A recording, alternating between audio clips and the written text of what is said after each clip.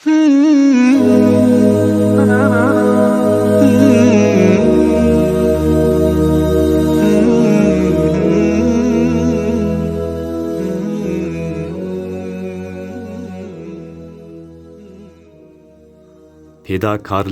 ve sadaqatmənlik.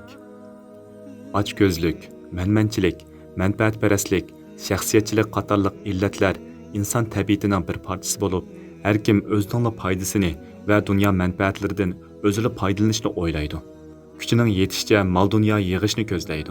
Allah Taala insan təbiətini tonuşturup, قُلْ لَوْ أَنْتُمْ تَمْلِكُونَ خَزَائِنَ رَحْمَةِ رَبِّي إِذًا لَأَمْسَكْتُمْ خَشْيَةَ الْإِنْفَاقِ وَكَانَ الْإِنْسَانُ قَتُورًا.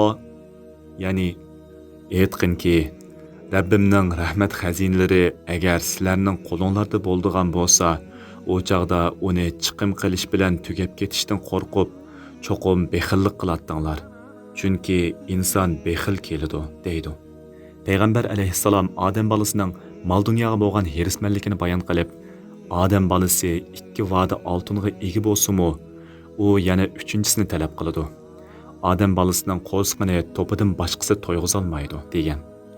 İnsanlar terbiye bilen özgertilmezden, muşu tabiati boyunca koyup verildiğin bolsa, insanlar cemiyeti özlerinin şəxsiyyətçiliki, vicdanıға hakim boladigan, aql nefsi xahişiga əsir bolgan, elishni biladigan, berishni bilmaydigan, her ishda öz mənfəətini közləydigan, umumning mənfəəti üçün azraq bolsunmu fidakarlıq ko'rishni yoqtirmaydigan, hamisha mən deydigan, biz demaydigan, hech bir zaman vatanim, xalqim demaydigan, bexil, şəxsiyyətçi, mənfəətpərəst insanlar bilan to'lgan bo'ladi.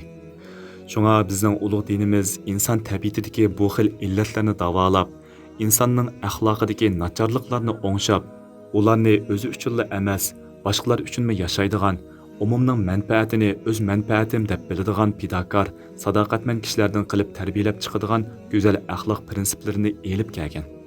Tecrübeler şunu ispatladı ki her qandaq bir milletning o'ziga o'zi xo'ja bo'lib yashashi va dunyo bilan bütünleşip arzu armanlarını amalga oshirishi uchun shu millat xalqining fidokorligi va bir-biriga bo'lgan sadoqatmanligi hal qilg'uchi rol o'ynaydi.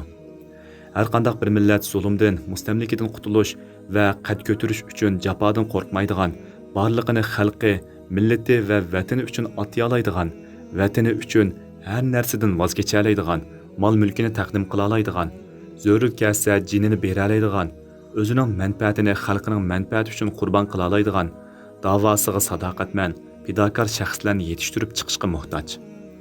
Bundaq oliyjanob shaxslarni hozir nerdan topqili bo'ladi? Ular qandaq maktabdan yetishib chiqadi? Bundaq shaxslarni payg'ambarimiz Hazrati Muhammad alayhissalom qurgan iymon nomli oliy maktabdan topqani bo'ladi. Ular mushu maktabdan yetishib chiqadi. İman öz vaqtida ana shundoq oliyjanob shaxslarni yetishtirib chiqqan va hozirmi yetishtirib chiqishga albatta qodir. Payg'ambar alayhissalom o'zining fidokorlik bilan chorak asrga yetmagan bir vaqt ichida islom dinini butun arab yerim orlida umumlashtirgan bo'lsa, uning sahobalari o'zlarining sadoqatmanligi bilan bu ulug' dinni eng qisqa vaqt ichida dunyoning har qaysi joylariga yetkazgan. Burunqilar bizga o'lgan. Islomning oltin davrida yashagan kishilar bir-biriga bo'lgan sadoqatmanligi, o'z aqidasiga bo'lgan fidokorligi yuzasidan aziz va kuchli bo'lib yashagan. Hatto ular dunyoning 3 qit'asida hokimiyat yurgizgan. Afsuski 16-asrdan boshlab to hozirgacha Qur'on qorilarning Ramazonda xatmi o'qib, imomlarning nazar chiroqlarda, mozorlarda qiroat qilib pul topadigan iqtisod dasturiga aylanib qolgan. Musulmonlarda umumyuzlik iymon ojizligi, axloq buzilishi, ixlos kirzisi, fidokorlik va sadoqat namratligi yuz berganlikdan burun kofirlarning dillariga vahima solgan bu iymon hozir ularni emas, o'zimizni qo'rqitadigan bir narsaga aylanib qolgan. Qur'on oyatlari bizga ta'sir qilmaydigan bo'lib qolgan.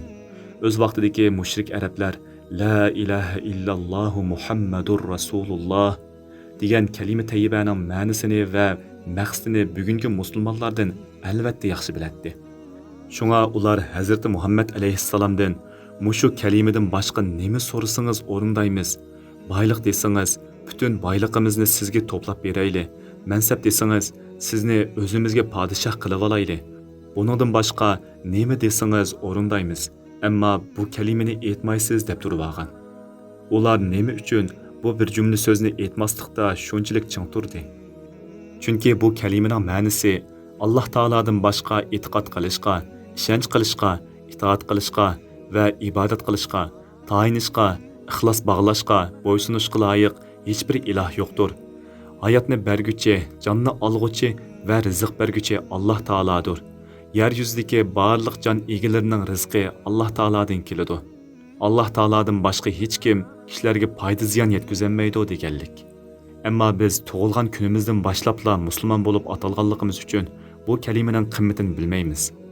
Uning chunqur ma'nosini to'liq tushunolmaymiz.